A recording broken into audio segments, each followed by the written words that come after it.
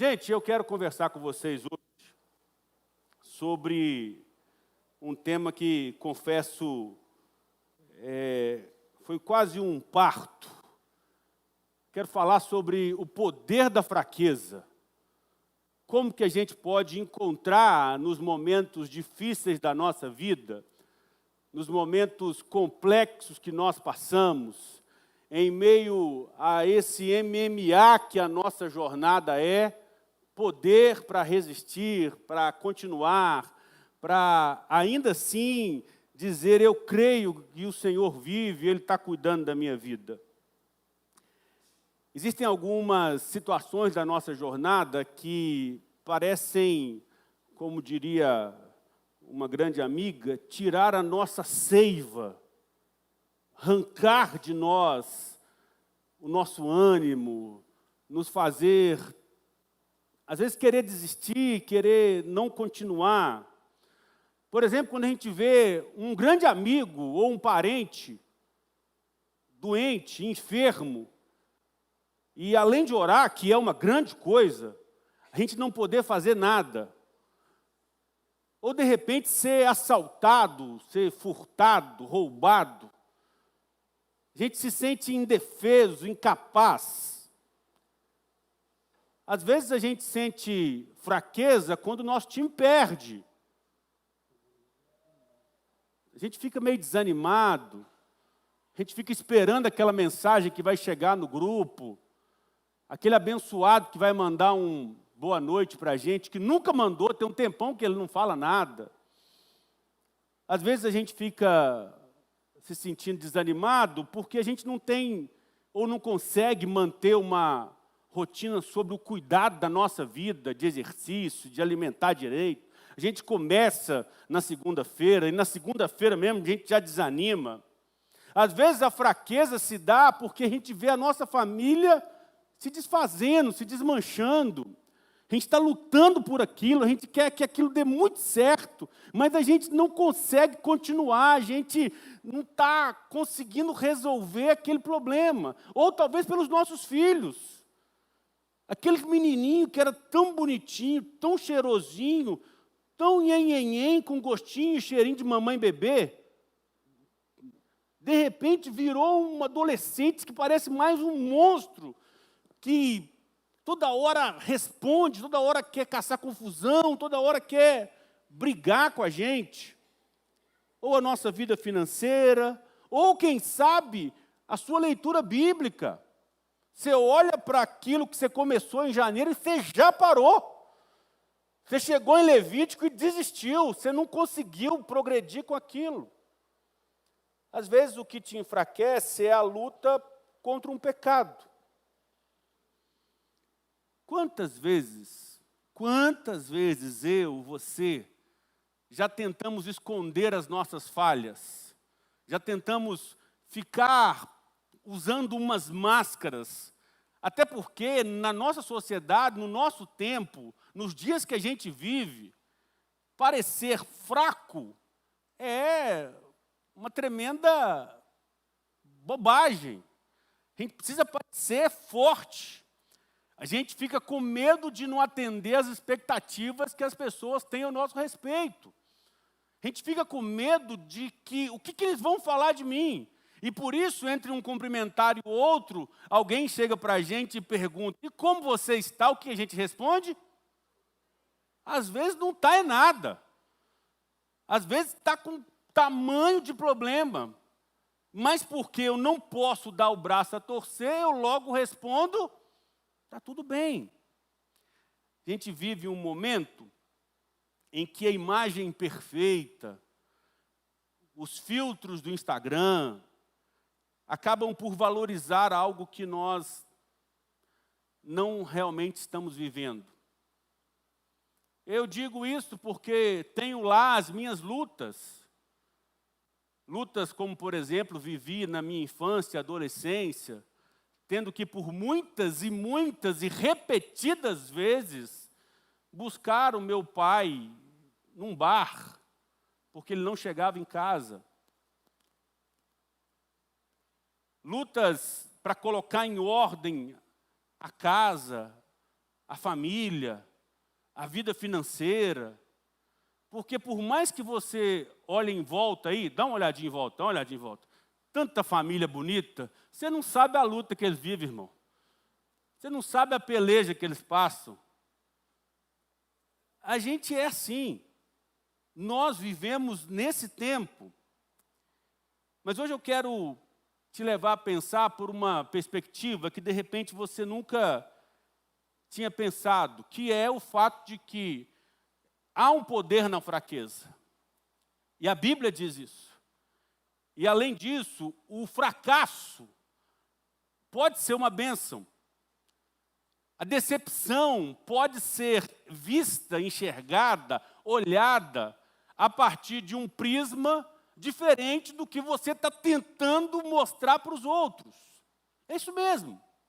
O fracasso, a vulnerabilidade, a transparência, o sermos inteiros, tudo aquilo que nós hoje tentamos evitar, pode ser o lugar onde Deus quer operar um grande milagre na sua vida. Eu creio, e talvez você já me ouviu dizendo isso, eu creio piamente que a Bíblia nos ensina que quanto mais gente, quanto mais humano nós somos, mais santos nós nos tornamos. Quanto mais próximo nós estamos das pessoas, quanto mais agradáveis, quanto mais sinceros, verdadeiros, nós nos tornamos aquilo que Deus espera que nós sejamos. O Evangelho, ele nos humaniza. O Evangelho de Jesus é um convite a isso. Um convite a tirarmos as máscaras. Irmã, pode manter o botox, viu? Está liberado.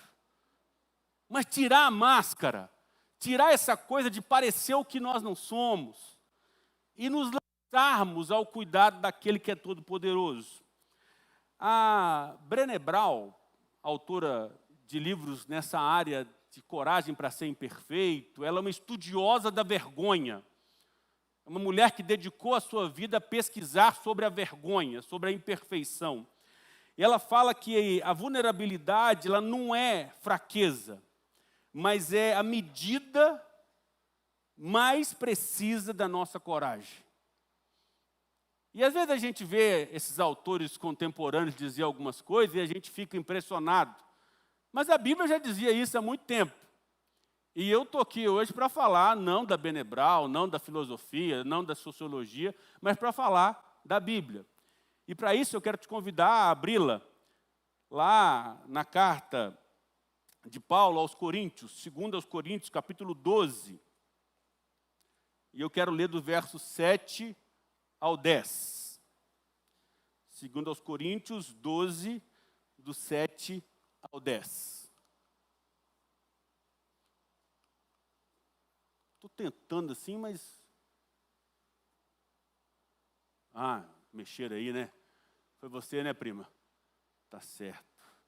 Diz assim o texto sagrado, 2 Coríntios 7 a 10. E para que eu não ficasse orgulhoso com a grandeza das revelações, foi-me posto um espinho na carne, um mensageiro de Satanás para me esbofetear, a fim de que eu não me exalte. 3 vezes eu pedi ao Senhor que o afastasse de mim. Então ele me disse, a minha graça é o que basta para você, porque o poder se aperfeiçoa na fraqueza. De boa vontade, pois mais me gloriarei nas fraquezas, para que sobre mim repouse o poder de Cristo. Por isso, sinto prazer nas fraquezas, nos insultos, nas privações, nas perseguições, nas angústias, por amor de Cristo. Porque quando sou fraco, então é que eu sou forte. Vamos orar? Pai, fala com a gente. A gente está aqui reunido, a gente acabou de cantar canções que a gente quer muito que o Senhor tenha recebido a nossa adoração através delas. A gente está reunido aqui, famílias, gente que veio voluntariamente, gente que está aqui pela primeira vez. E o nosso desejo é que o Senhor, através do Teu Espírito, fale a todos e a cada um de nós. o Senhor tem um recado nas muitas questões que a gente vai trabalhar aqui hoje para trazer ao nosso coração. Então, que com liberdade o teu Espírito fale a nós, em nome e por amor a Jesus. Amém e amém. Paulo escreve essa carta por volta do ano 55 a 57 depois de Cristo, possivelmente lá na Macedônia. Ele estava vivendo um momento de relacionamento com a igreja do Corinto um tanto quanto complicado. Ele estava sendo atingido, atacado por aquilo que ele chama lá em 2 Coríntios 11, 5, de superapóstolos, de homens que se colocavam como muito poderosos, muito espirituais, gente que julgava o que Paulo vivia totalmente contraponto ao que o Evangelho ensina, porque Paulo vivia de sofrimento, perseguição, naufrágio, e eles eram muito espirituais, eles deviam ter Rolex, deviam andar de jatinho próprio. Era gente que, como Paulo diz, superapóstolos. E Paulo estava enfrentando essa luta ali com eles. E aí Paulo, lá em 2 Coríntios 12, faz uma longa defesa da sua autoridade apostólica. Nos versículos anteriores a esse que nós lemos, Paulo conta um momento que ele viveu muito especial. Ele estava sendo tão atacado, tão colocado em prova o fato dele ser um apóstolo, um pregador, que ele fala assim, tá bom, você não vai perceber Paulo fazendo isso muitas vezes, mas aí em Coríntios 12, ele começa a narrar uma experiência espiritual que ele teve. O texto diz que ele foi até o terceiro céus. Ou seja, ele está contando algo que ele viveu para dizer assim, eu sou Paulo, o apóstolo. E aí ele vai completar essa ideia com o texto que a gente leu. Mas isso não vale nada. Isso para mim não tem nenhum sentido. E Deus fez questão de deixar bem claro para mim que isso não faz nenhum sentido, que Ele me colocou um espinho na carne, para que eu fosse lembrado o tempo todo disso. E esse é um tema muito central no Evangelho. O quê? A fraqueza humana. A sua fraqueza, minha irmã, meu irmão, é um canal para a manifestação do poder divino. O convite de Paulo é para que nós, igreja, hoje, reunida aqui em Timóteo, que nós possamos entender que as nossas batalhas, as batalhas reais, os desafios verdadeiros, não pela ótica de uma geração que cá para nós se fragiliza muito. E eu nem estou falando de adolescentes, jovens, não. Estou falando da nossa geração, nós que estamos vivendo nesse tempo, em que às vezes a gente confunde a diversidade com inconveniência, onde a dificuldade se transformou em ter que escolher entre um leite A2 e um leite de soja. Entre ter que escolher comer um frango orgânico, criado solto, ou comer um frango de granja lá, que multiplica e que nasce e que com 2 meses está pronto para ser abatido. Eu estou falando de problemas que realmente se agigantam. Paulo está falando sobre uma luta experimentada na carne, uma fraqueza que de fato nós temos, não de um vitimismo. É um espaço onde Deus se manifesta. Isso me faz lembrar uma declaração que eu ouvi agora há pouco tempo, do jogador Gerson do Flamengo, quando ele foi perguntado sobre a pressão de jogar no Flamengo. Ele respondeu, pressão tem o pai de família que começa o mês sabendo que ele não vai ter dinheiro para pagar o aluguel. Eu não. Eu estou numa boa. Eu ganho 1 milhão por mês, vou ter pressão o quê? Pressão tem aquele que tem que escolher qual conta que vai pagar. É desse tipo de luta que eu penso que Paulo está dizendo. Dito isto, é bom que a gente abra um parênteses para dizer, minha irmã, meu irmão, nós como igreja acolhemos a sua luta, a sua dor, por menor que ela seja, por parecer às vezes irrisória para outros, eu sei da sua dor. Mas tem hora que a gente precisa tomar um solavanco, não é não, gente? Tem hora que a gente precisa tomar uns empurrão, porque as nossas lutas não é luta, não. Eu confesso que eu estava ali sentado, pensando nesse momento, e me perdoe a presença e a citação, eu vi a Ana Lúcia vindo dedicar a Deus os seus bens, e olhei para ela e fiquei constrangido, porque eu pensei, essa mulher dedicou a vida inteira para a África. E eu estou aqui preocupado se amanhã eu vou conseguir correr 5 quilômetros ou não. É dessas lutas que a gente precisa pensar. Em que nós temos dedicado a nossa vida. E o maior profeta desse tempo que nós vivemos, deixa eu ver se eu vou conseguir agora. Que é esse camarada aqui, o Tim Keller. Ele fala que o Evangelho transforma completamente a maneira como nós encaramos a fraqueza. Porque o mundo diz que a gente deve esconder, mas Cristo nos chama a abraçá-la como um meio dele exaltar o seu poder. Então, é essa a perspectiva que Paulo nos apresenta nesse texto. E ele fala que o fracasso é algo que nos humaniza. O que eu quero dizer com isso? O fracasso nos faz gente. Todo mundo fracassou um dia, irmão. Todo mundo passou por uma luta um dia. E eu já disse isso aqui outra vez, se você não está passando agora, fica tranquilo, a sua luta há de chegar. Você vai ter um problema amanhã ou depois. Paulo, um dos maiores apóstolos da história, alguém que podia bater no peito e dizer, eu fui o responsável por expandir o Evangelho para a Europa, eu fui um grande pregador, eu fui um apóstolo de Cristo, muito pelo contrário, ele não se envergonha de admitir as suas fraquezas. E aí no versículo 7 ele faz essa expressão que nós conhecemos muito bem, que é o espinho da carne. Eu não sei você, mas todas as vezes que eu tinha lido esse texto, eu me perguntava, o que é esse bendito desse espinho? O que Paulo está querendo dizer com isso? É interessante porque ele fala que esse espinho esbofeteava ele. E essa palavra esbofetear dá um sentido de bater com as costas da mão na cara, sabe assim? É humilhar, não quer dizer que é nada forte, não.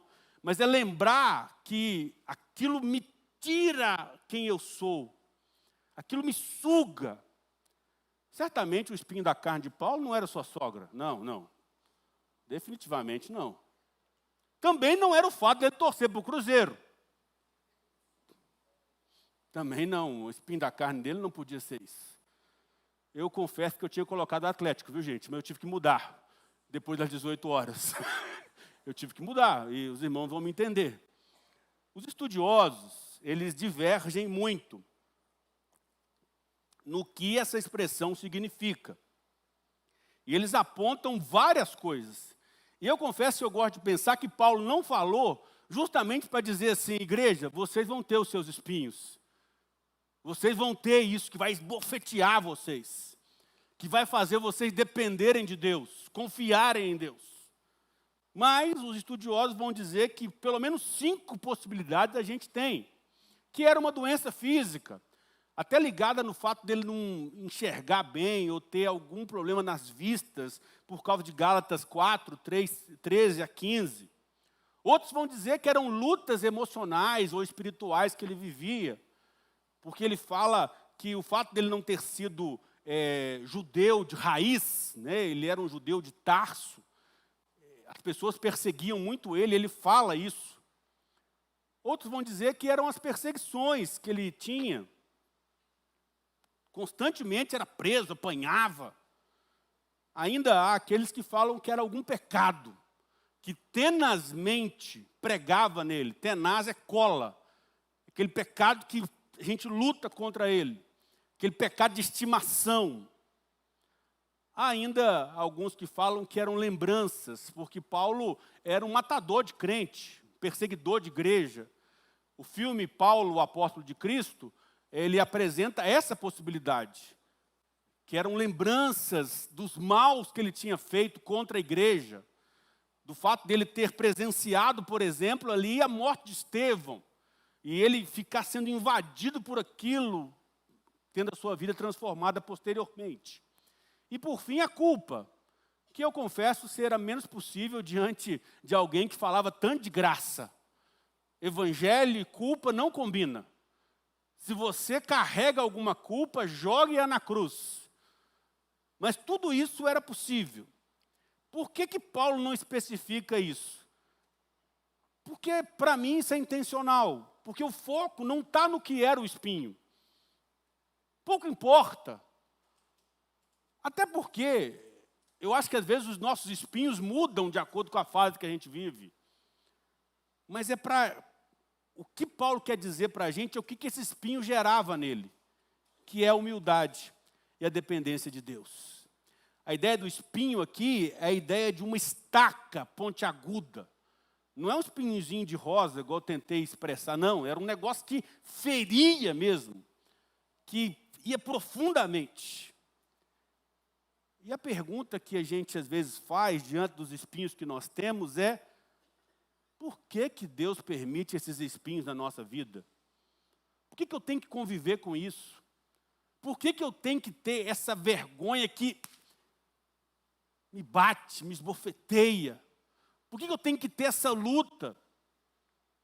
E Paulo nos dá a resposta aí no texto. Para que eu não me exalte. Para que eu não me ache bom. Para que eu não me ache melhor do que ninguém. Para que nós aqui não nos achemos mais poderosos, porque de repente o nosso olerite, não, né? O nosso pagamento é maior do que o do outro. Porque se tem uma coisa que o Evangelho faz é nos humilhar, nos colocar no nosso devido lugar. A cruz faz isso com a gente.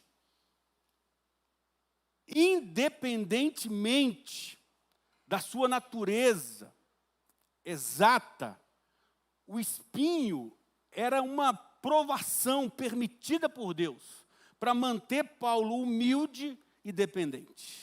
Ou seja, o fracasso nos humaniza. A vida não é um morango. A vida não é um morango. A vida é luta. Moisés cometeu os seus erros antes de libertar o povo. Davi caiu em adultério, em assassinato. Pedro negou Jesus 3 vezes. Mas foi no meio desse fracasso que eles encontraram graça. Então, a primeira questão que eu quero tratar com cada um de vocês aqui é: nós somos tudo farinha do mesmo saco. Está todo mundo na mesma luta, todo mundo nas mesmas dificuldades. Não queira comparar a sua vida com a de ninguém, porque todos nós somos totalmente dependentes da graça de Deus. A segunda coisa que o texto nos ensina é que a vulnerabilidade, a fraqueza, as lutas, as pelejas que a gente enfrenta, ela nos conecta com Deus, mas também com os outros. O texto vai dizer que Paulo orou 3 vezes, pedindo para tirar o espinho. A ideia de 3 vezes, quando a gente vê o judeu fazendo uma referência como essa, é a ideia de algo contínuo. É a ideia de que algo que foi feito muitas vezes. E também é uma referência a Jesus orando, pedindo 3 vezes para que ele fosse liberto daquele momento difícil que ele estava vivendo. E aí ele ora 3 vezes, ele clama, ele pede, ele faz jejum, ele vai na vigília da igreja, ele pede para as pessoas orarem por ele, e Deus diz para ele o quê? A minha graça é suficiente para você, porque o meu poder se aperfeiçoa na fraqueza. Aqui Paulo vai dizer que as nossas lutas, os nossos espinhos, ou o nosso espinho, porque um só também basta, né, gente? Mais do que um vira muita peleja, vira muita luta. Paulo está dizendo que isso nos faz render. Isso nos faz lançar diante de Deus. O Stott, comentando isso, fala que Paulo, assim como muitos crentes, teve que aprender que a oração não é um meio de escapar do sofrimento, mas um caminho para encontrar força em meio a ele. É mais ou menos aquele clichê que você já ouviu várias vezes, que Deus não nos livra dos problemas, mas Deus nos livra nos problemas. E só vira clichê porque tem razão. É isso mesmo. Às vezes Deus tira um problema, mas tem hora que não, que Ele vai deixar a gente ali. E aí no verso 9, Deus diz, a minha graça te basta. Deus não remove o espinho. Não tira. Não livra Paulo daquela situação. E Paulo pediu, Paulo orou, Paulo insistiu. E era Paulo, gente.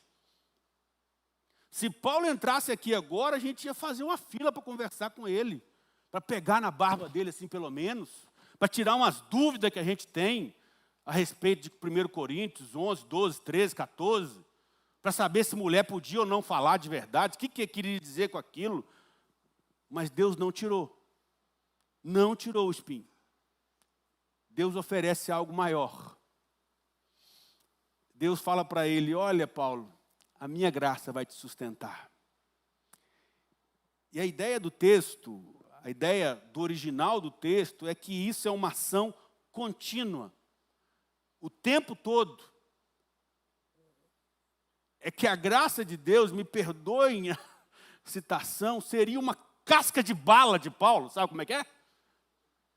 Onde Paulo fosse, a graça de Deus estaria ali colado, junto com ele.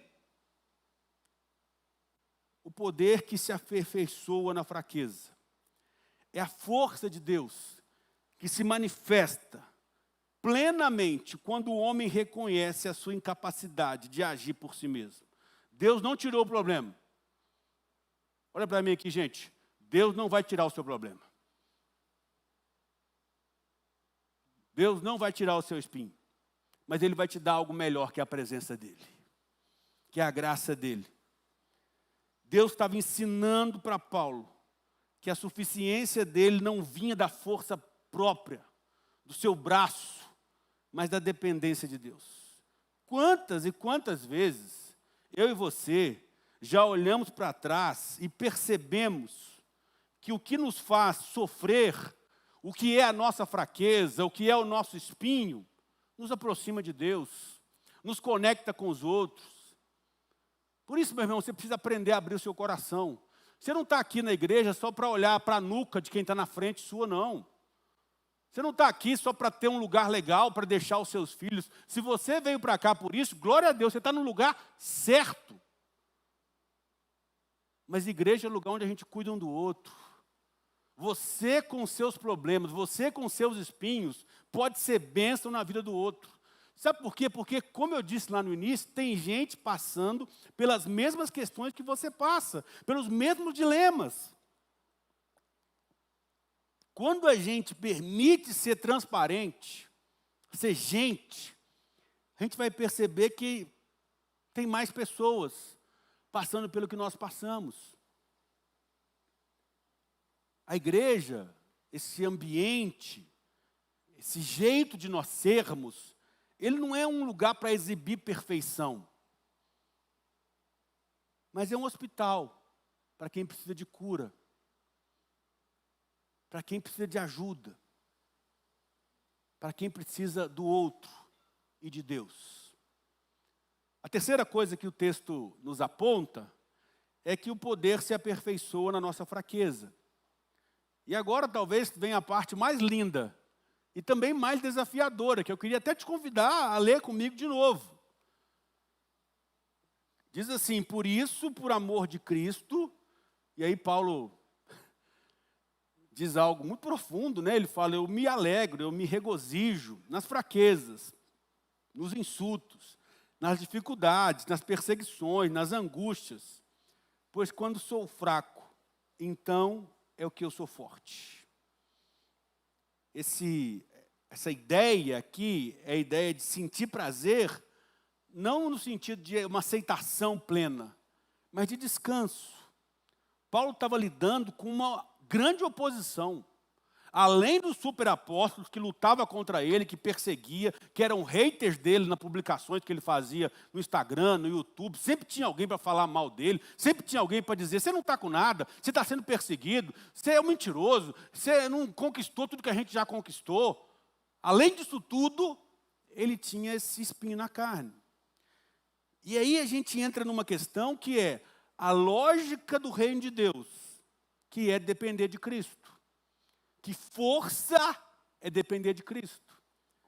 E a lógica do mundo, que é ter riqueza, poder e status. Que é conseguir comprar, que é conseguir ser reconhecido, que é falar e as pessoas obedecerem. E Paulo vai inverter essa lógica.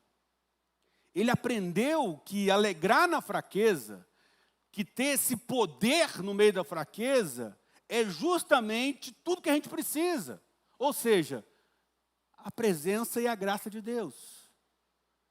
Paulo compreendeu que as suas fraquezas, suas lutas, eram uma plataforma, eram um trampolim, era um ambiente perfeito para Deus agir.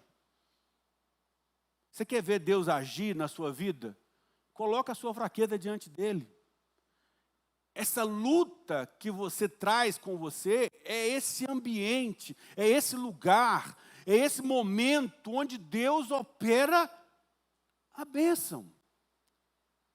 Paulo compreendeu isso, que o poder divino se manifesta na rendição, na entrega, naquilo que para muitos é uma aparente derrota, mas que para Deus é um espaço para Ele agir.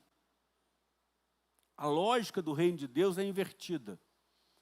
O pequeno é que é grande, o fraco é que é forte. Então, o convite bíblico, o convite da palavra de Deus para nós hoje é trocarmos os nossos óculos.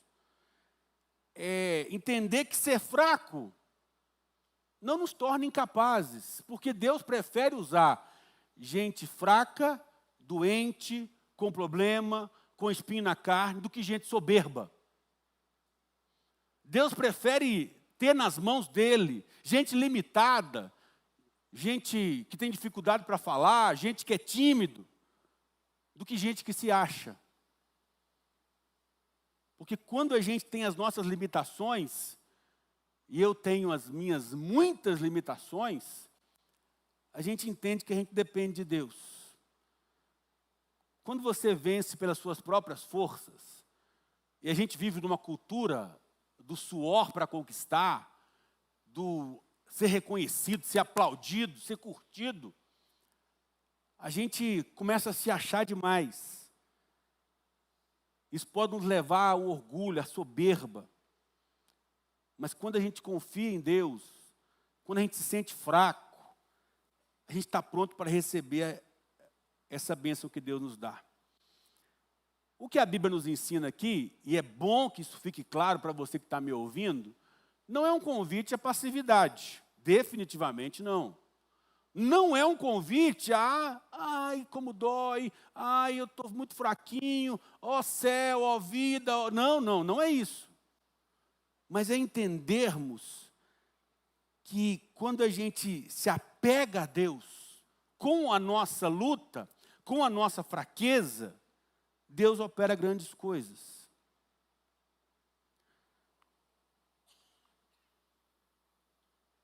Paulo nos ensina, então, que ser fraco não nos torna incapazes, que a vitória de Deus se manifesta na nossa dependência, que quando nos sentimos fracos, é aí que estamos prontos para receber o cuidado de Deus. E caminhando para o final, eu gosto muito do que o Lewis diz, quando ele fala que Deus sussurra em nossos prazeres, fala em nossa consciência, mas Ele grita em nossa dor. A dor é o megafone de Deus para um mundo surdo. Talvez você tenha chegado aqui hoje com essas fraquezas, com esses espinhos, com essas lutas.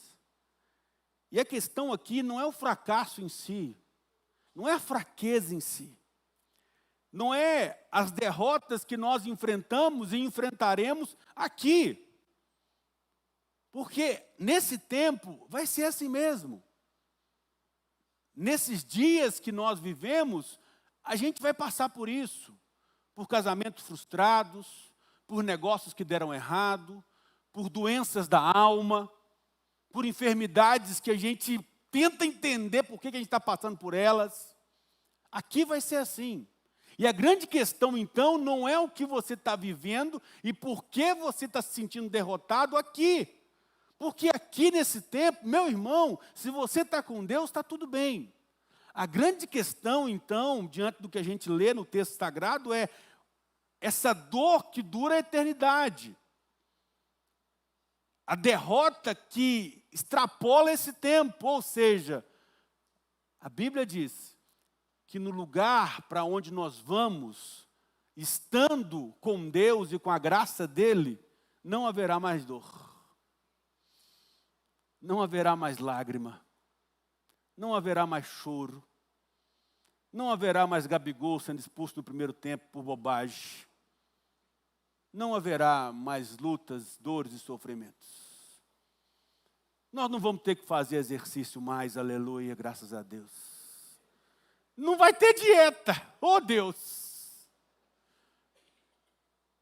A grande questão é essa, não é a dor desse tempo.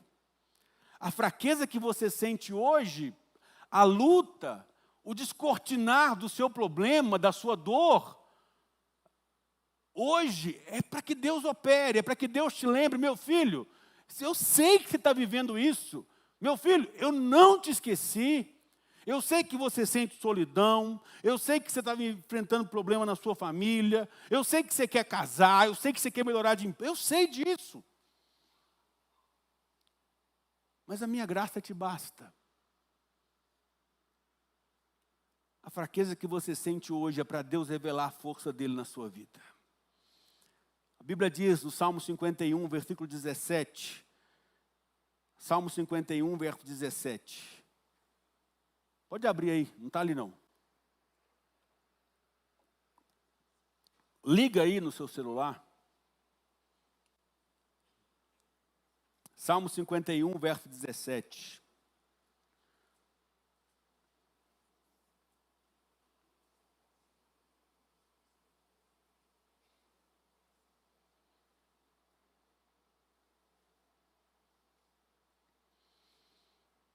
O sacrifício agradável a Deus é o espírito, o que diz ali? Quebrantado. Um coração quebrantado e contrito. Não o desprezarás, ó Deus. A ideia do quebrantado aqui é a ideia do esmagado, arrependido, partido. Deus não rejeita gente assim. Deus acolhe. Cuidado para você não estar se achando demais. Cuidado para você não estar se passando por sepulcro caiado. Gente que se acha muito poderosa e que na verdade está se escondendo. Cuidado para você não estar igual o fariseu lá da cena do fariseu e do publicano. Porque Deus prefere gente que diz, oh Deus, tem misericórdia de mim que sou um pecador. Às vezes a gente lê esse texto e acha que é só para aquele momento em que nós fomos encontrados por Jesus, ou que Jesus nos encontrou. Ó Deus, tem misericórdia de mim que eu sou um pecador. Não, não. Isso é para você orar todo dia. O Russell Shedd fala que Deus só confia na gente durante 24 horas. Tanto é que a Bíblia diz que as misericórdias do Senhor se renovam sobre nós toda manhã. É você acordar todo dia e falar assim, ó Deus, tem misericórdia, que o perigoso levantou. Eu acordei, Deus, então que o Senhor tenha misericórdia de mim. Deus não busca gente perfeita, Deus busca gente quebrantada. Quem se esconde por trás de máscara, de jeitão, de palavra bonita, é religioso. Jesus desmascarou toda a hipocrisia daquele tempo. E aí eu termino te dando alguns conselhos. Aceite. Que nem todo sofrimento vai ser removido. Chora na cama que é mais quentinho. Aceite. Nem todo sofrimento vai ser removido. Reconheça a força na fraqueza. Quanto mais a gente reconhece a nossa necessidade de Deus, mais a gente experimenta do poder dele. Confie na graça contínua de Deus. Para o espinho, não tem livramento. Para o espinho, não tem cura, mas tem graça. Para o espinho tem graça. É graça, não é condição. Deus não tem nojinho de nós, do nosso pecado. Deus não vira a cara para a gente, porque Deus nos conhece. Não é o espinho quem determina quem você é. É você quem determina o poder que o espinho tem sobre você. Porque ele é eventual. A gente não é esbofeteado todos os dias. Não é todo dia que a gente sente isso cortando a nossa alma.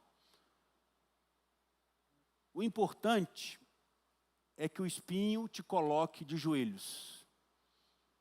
O importante é que você entenda que essa sua fraqueza só se faz poderosa quando você está de joelhos. O poder do Evangelho, o poder que nos reúne aqui, ele consiste num carpinteiro pendurado numa cruz, que oferece graça, que te vê sofrendo, que te vê na luta, que te vê tendo que ir semanalmente fazer lá a sua hemodiálise, a sua quimioterapia, que te vê chorando pelo seu filho, lutando contra o seu pecado, contra o seu vício, mas que te diz: a minha graça te basta. O meu poder se aperfeiçoa na sua fraqueza. Conte com Deus. Os fracos que me ouvem aqui, estamos juntos. Estamos juntos. Porque a gente confia em Deus. E a gente sabe que Ele é por nós. E se Deus é por nós, quem será contra nós? Que o espinho te coloque de joelho. Porque quando estamos de joelhos, nós somos poderosos. Porque nós temos um Deus que tem todo poder. E eu queria orar pela sua fraqueza. Eu queria orar pelo seu espinho. Eu quero orar pela sua dor. E eu confesso que a minha oração não é nem para que Deus retire, porque se eu dissesse isso, eu estaria sendo incoerente com tudo que eu falei. Porque tem dor que Deus não vai tirar. Tem sofrimento que não vai passar aqui. Não vai passar. Mas tem situações que Deus pode mudar, porque a gente continua crendo num Deus de milagre. A gente continua crendo num Deus que basta uma palavra. Então eu quero te convidar, nesta hora, a apresentar a sua fraqueza diante de Deus. O que é que te assola? O que é que te dá um tapa na cara? Que te faz sofrer, chorar? O que é que você precisa apresentar diante de Deus hoje? E se o espinho é para nos colocar de joelho, eu queria desafiar você que pode, você que se sentir à vontade, a se colocar de joelho nessa hora. Mas não fica por constrangimento, não fica porque todo mundo vai... Se você quiser, se você se sentir bem em fazer isso, eu queria convidar você a fazer esse movimento diante de Deus.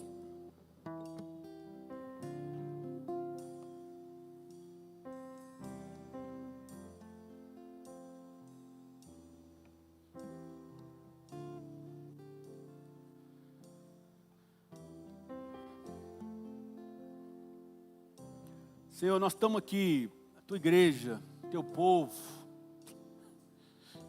A gente está aqui reunido diante da tua presença. E a gente sabe que o Senhor está aqui nesse lugar, porque a tua palavra nos diz isso. Eu acabei de ser confrontado com um texto da palavra de Deus que nos fala a respeito da dor, da fraqueza, do sofrimento, do espinho na carne. Oh Deus, tem hora que esse espinho dói tanto. Tem hora que esse espinho machuca tanto a minha irmã, o meu irmão, me machuca.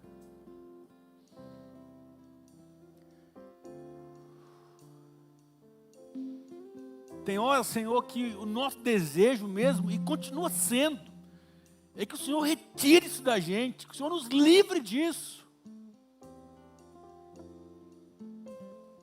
O nosso clamor é que o Senhor opere com milagre, com libertação, com poder. Oh Deus, mas se essa dor do meu irmão, da minha irmã, pela qual ele está orando, que a mente dele está sendo invadida nessa hora, é algo para que ele lembre, é algo para que eu lembre, que eu dependo do Senhor, que eu preciso confiar no Senhor, que a Tua graça me basta.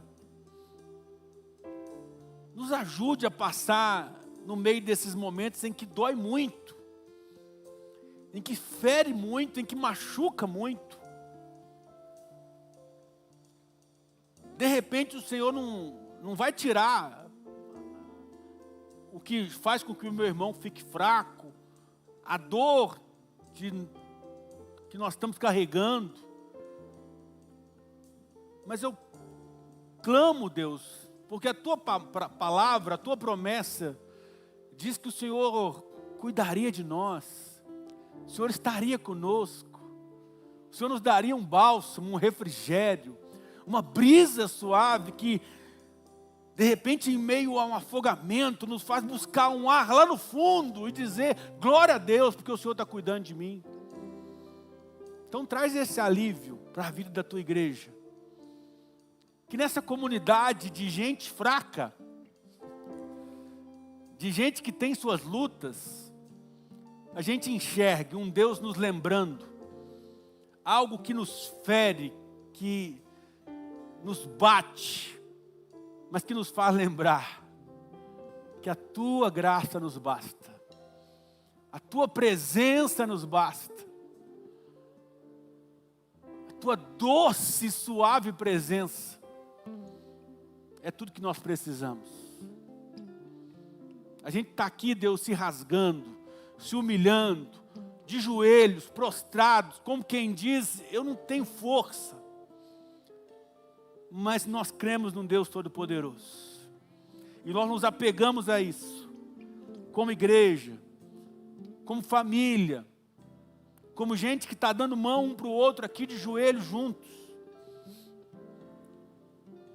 Que a gente possa ouvir, porque a Tua palavra diz, a Tua graça nos basta. Tua graça nos basta. Em nome de Jesus. Amém. Amém. Amém.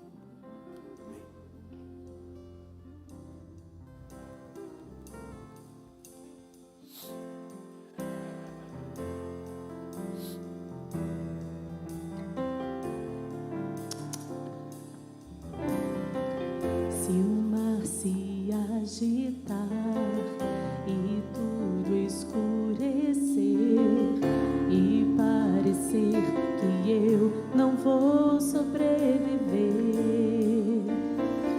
se o meu coração sentir que é o fim, eu vou manter meus olhos firmes no Senhor. Circunstâncias não alteram as promessas do Senhor. Tudo contribui para o meu bem. Céus e terra vão passar, mas o meu Deus não falhará. Seu amor brilhará, sempre cuidará de mim.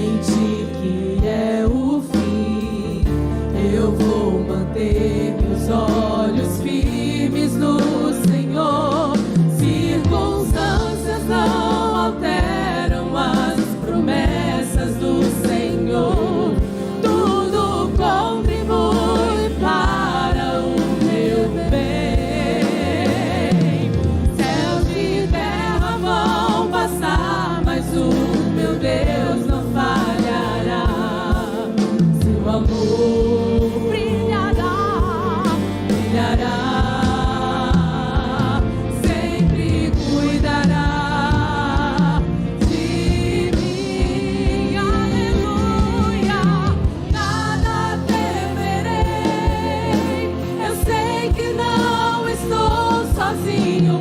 O Todo-Poderoso é meu amigo. Sua voz acalma o mar, faz milagre acontecer. Eu posso crer e descansar em Deus. Nada temerei, eu sei que não estou sozinho. O Todo-Poderoso